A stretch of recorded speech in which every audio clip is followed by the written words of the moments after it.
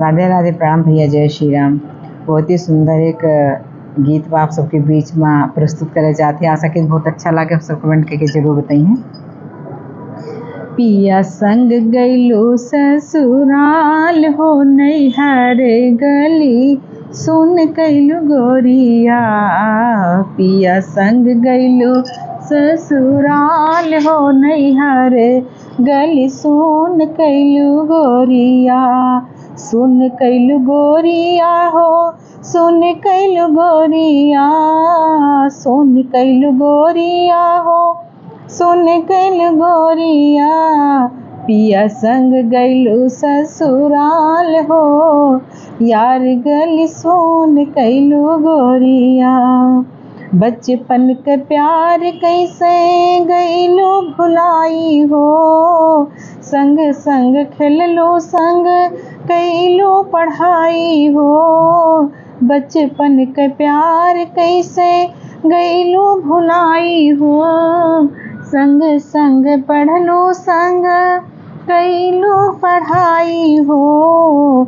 आज काहे भैलू मजबूर हो, आज काहे भैलू मजबूर हो नैहर गली सुन कैलू गोरिया।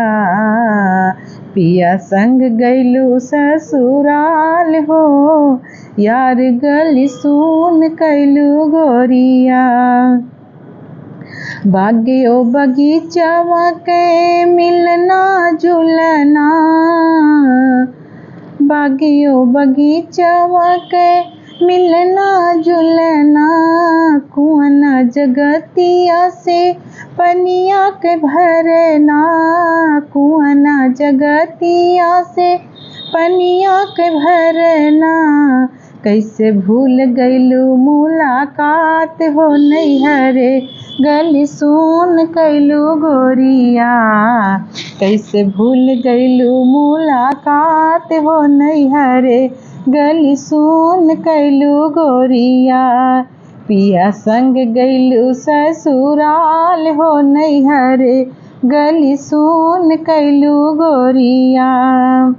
संग जिए मरले के खैलू करार हो, छोड़ देलू ऐसे जैसे कपड़ा पुरान हो। संग जिए मरले के कैलू करार हो, छोड़ देलू ऐसे जैसे कपड़ा पुरान हो।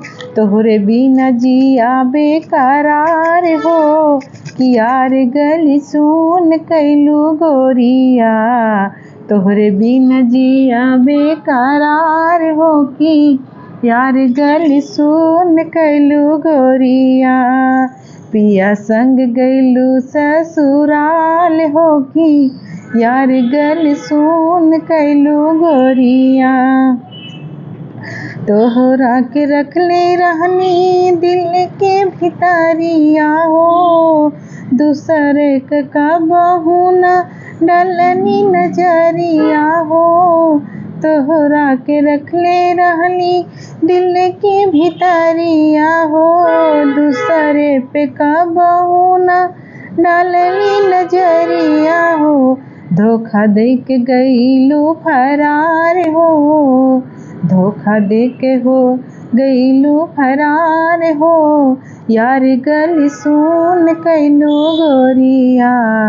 पिया संग गईलू ससुराल हो नैहर गली सुन कैलू गोरिया। खुश रह जान तू अपने ससुरवा में, काट लेबे जिंदगी हमहू देख के सपनवा में। खुश रह जान तू अपने ससुरवा में, काट लेबे जिंदगी हमहू देख के सपनवा में। ताना मारे हमका संसार हो, कि यार गली सुन कैलू गोरिया।